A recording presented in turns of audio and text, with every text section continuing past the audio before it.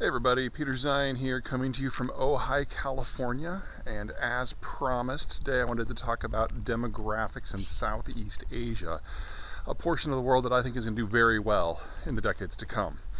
Now, if you remember correctly, when I did the first issue of this series, we talked about how different population structures make for different economic structures.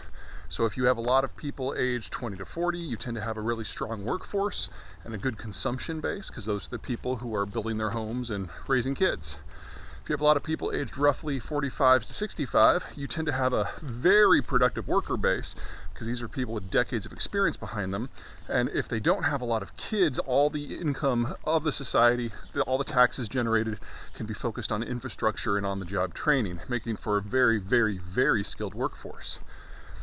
One of the reasons I'm so bullish on Southeast Asia is because it's got both of these in balance. So on the bottom, you've got countries like Myanmar and Cambodia and Laos who are very child heavy, and they can be a workforce not just now but decades into the future. So if the money is made available, if the regional demand for their services is there, you have a very large low-skilled workforce.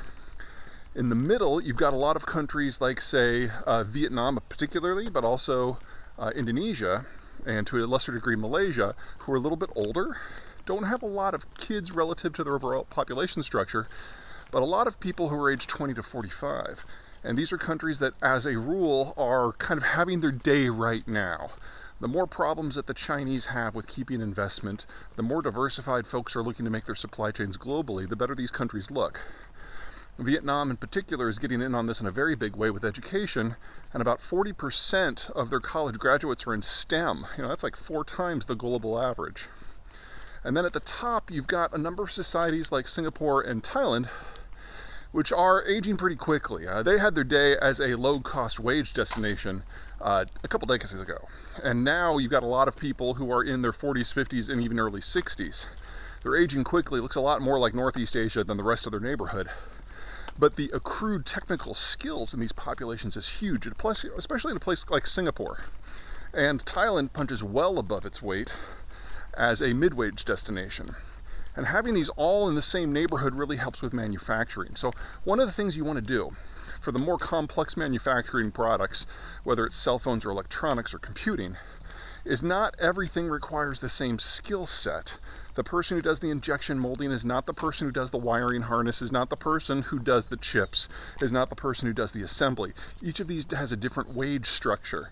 And in that sort of environment, variety is everything, and proximity is everything. And this is the world's most differentiated workforce, all within the same region.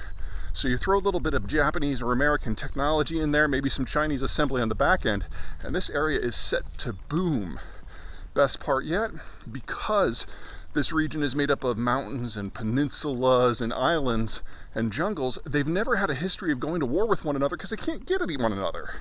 So they don't have the history of animosity that we see in, say, Europe or Northeast Asia.